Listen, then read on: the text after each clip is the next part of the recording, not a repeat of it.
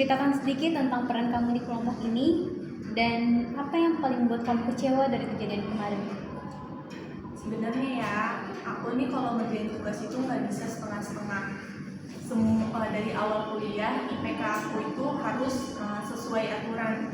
Jadi dari rumah pun aku kayak udah semua itu harus sempurna deh. Makanya, tapi ini masalahnya sekelompok sama mereka itu kayak ngebebanin aku banget. Jadi itu kayak aku harus ngerjain tugas sendirian, ngejar kesana sini tugas, numpuk, nggak bisa kebantu. Terus jadinya kayak ngerasa stres. Ada di satu waktu yang kejadian kemarin itu presentasi, nilainya jeblok. Terus beberapa paper juga sempat dievaluasi dan akhirnya itu banyak kesalahan. Di situ tuh kayak udah stres banget. Akhirnya pas setelah presentasi kemarin jadi kayak marah-marah gitu. Mungkin kesannya kayak nyalahin sih, sedih. Cuman gimana ya, sama mereka tuh kayak bingung gitu loh, kayak stres aja. Dari situ kayak kecewa banget deh. Posisi kamu biasanya seperti apa saat kerja kelompok dan kenapa kamu ikut nunda? Posisi saya itu sebenarnya orangnya kayak enakan.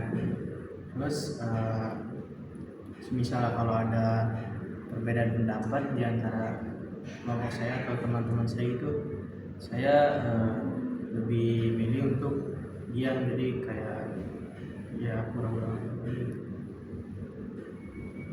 Terus kalau sebenarnya tuh saya awalnya tuh rajin, suka ngerjain tugas tepat waktu, tapi karena teman saya ini nih namanya Rizky, dia tuh kalau ngerjain tugas santai banget gitu. Terus saya mikir juga kalau tugasnya tuh deadline-nya masih panjang gitu, jadi saya mikir nanti aja lah ngerjainnya gitu. Terus lama-lama juga jadi kebiasaan juga. Habis itu pas tahu nilai saya jelek, terus dan teman saya marah, saya kayak ngerasa bersalah aja gitu ke dia. Terus saya sadar saya juga ikut memperparah keadaan. Terus saya cerita ke kakak tingkat saya. Terus pas tahu ada layanan counseling di kampus, saya pikir tuh mungkin ini jalan untuk lebih sehat buat saya dan teman saya.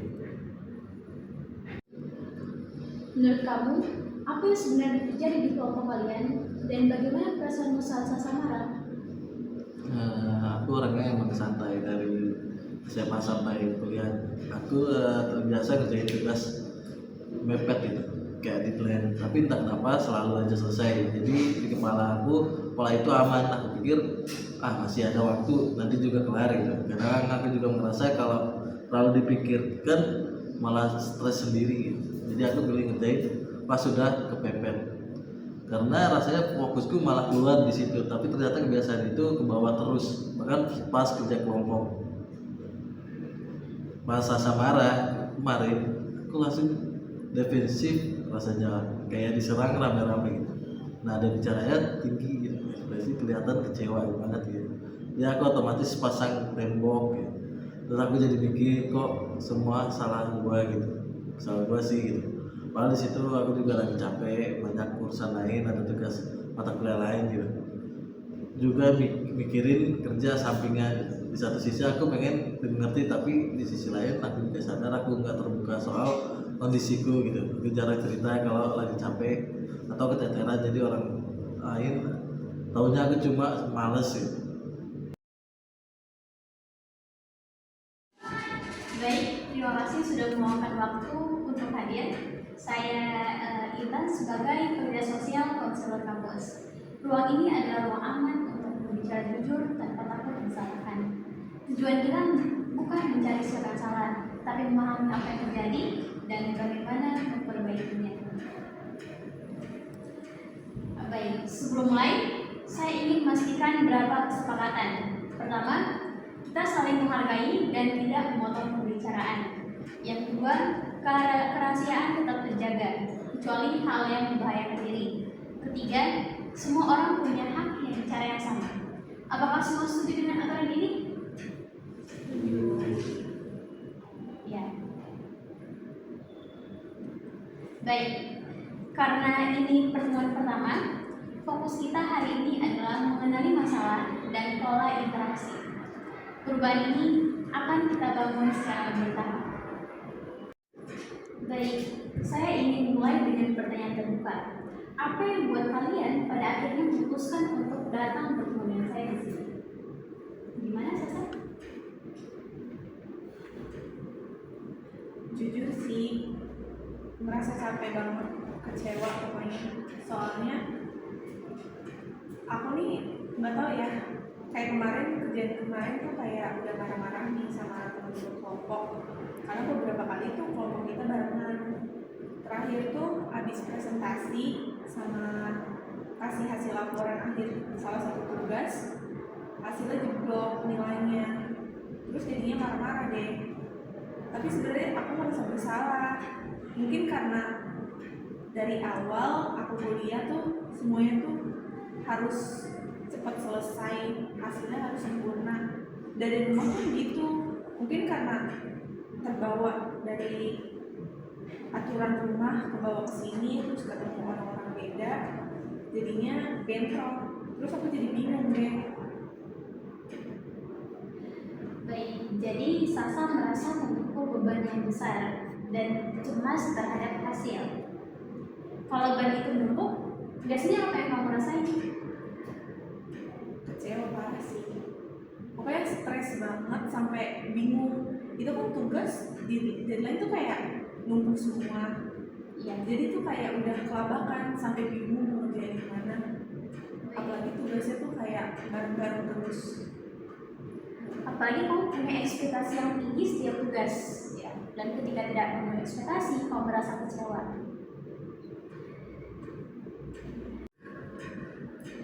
Oke, sekarang kalau Rizky gimana? Setelah kamu dengar penjelasan dari Sasa, apa yang kamu rasain? Atau mungkin kamu mau membela diri? Masih sebenarnya saya biasa saja gitu, terus nggak termasuk santai atau menaikkan tugas. Cuma kan saya emang punya kegiatan gitu, kayak kerja gitu, kerja dadakan gitu. Terus ya saya memang sering juga gitu, karena merasa masih ada cukup waktu, jadi saya berpikir bisa mengerjakannya nanti gitu. Tapi ketika Sasha menyampaikan dengan nada yang tegas, satu saat saya merasa ditegur, saya langsung merasa tertekan gitu. Di situ saya jadi defensif karena nggak peduli gitu, tapi karena merasa disalahkan gitu, karena saya juga merasa bingung gitu harus dari mana gitu. Jadi menunda itu cara saya menghindari rasa tertekan tersebut. Jadi di satu sisi kamu merasa tertekan, tapi di sisi lain ada tanggung jawab yang harus kamu penuhi. Iya betul, saya mengakui kalau menunda itu sudah jadi kebiasaan saya gitu. Dan ketika itu saya merasa semakin tertekan. Kalau lanjut dari sini. Baik, Jo. Sekarang bagaimana posisi kamu di tengah situasi ini? Mungkin ada yang mau pertanyaan? Kalau dari saya mungkin jujur ya, dari awal saya tuh memang pasti ikut-ikutan gitu. Terus saya lihat Rizky masih santai dan belum mengerjakan tugasnya, saya jadi berpikir kalau tugas ini tuh belum terlalu besar dan masih bisa dikerjakan nanti. Terus selain itu juga saya juga menyadari kalau saya tipe orang yang gak enakan. Saya takut kalau saya menyampaikan pendapat saya yang berbeda atau menunjuk suasana kelompok itu jadi tidak nyaman dan malah memicu konflik. Karena ketakutan itu saya jadi lebih sering memilih diam dan mengikuti alur yang sudah ada. Walaupun sebenarnya itu di dalam diri saya merasa tidak tenang dan tahu kalau sikap itu kurang bertanggung jawab. Lama-lama tuh saya merasa posisi saya itu di kelompok jadi serba salah. Saya tidak benar-benar membantu teman-teman saya, tapi juga tidak berani bicara untuk mengubah keadaan. Jadi kamu lebih tepatnya cari aman ya. Tapi jadi kamu ini tipe yang mau dikerjakan deadline nggak apa-apa, mau dikerjakan cepat nggak apa-apa. Iya betul. Saya juga baru sadar kalau sekarang kalau sikap saya yang terus memilih dia justru membuat beban kelompok gitu, dan jadi tidak seimbang dan masalahnya jadi lebih panjang. Setelah dipikir-pikir tuh, dengan saya tidak bersuara, saya sebenarnya membiarkan masalah menjadi panjang nantinya. Dan itu juga berdampak ke hasil kerja kelompok secara keseluruhan. Baik, ini penting karena pola ini tidak akan berubah kalau tidak disadari bersama. Ya, karena tadi kita sudah mengidentifikasi masalah, jadi sekarang kita lanjut pada sesi solusi ya. Saya ingin menyepakati langkah konkret supaya perubahan bisa terlihat. Kita buat secara sederhana dan realistis saja ya. Rizky, apa satu hal yang bisa kamu lakukan mulai minggu ini untuk mengurangi kebiasaan kita? Ya, kalau saya akan jadwal kerja mingguan gitu di HP dan share ke grup gitu. Jadi bukan cuma aku yang tahu, tapi kalian juga bisa ngerti gitu. Baik, jadi jadwal tertulis dan terbuka. Iya. Kalau kamu Sasa, apa komitmenmu? Mungkin biar nggak terlalu kebawa emosi karena pengennya sempurna, kasih afirmasi positif ke diri sendiri sih setiap hari kalau semuanya itu berharap sempurna. Ya, itu latihan tersendiri yang bagus ya. Gimana? Sekarang gimana dengan dia? Baik, saya ingin menghubungkan cerita kalian. Jadi kita lihat bukan per individu tapi sebagai sistem kelompok ya. Rizky yang kebiasaan menunda, Dio yang sering ikut terbawa, dan Sasa yang akhirnya mengambil alih, lalu mengalami kelelahan emosi. Sedangkan Rizky menjadi defensif dan Dio jadi makin diam. Kalau kita ulangi pola ini, apa dampaknya untuk jangka panjang kalian? Gimana Sasa? Kalau dari kacamata aku sih mikirnya kalau misalnya ikut pendirian masing-masing bakal jadi bengkok terus-terusan. Jadinya dia nggak bakal selesai kalau misalnya terus-terusan ikutin prinsip sendiri. Kalau Rizky gimana? Saya dari meeting dulu saya sebenarnya terlalu salah gitu. Saya akan berusaha maksimal mungkin.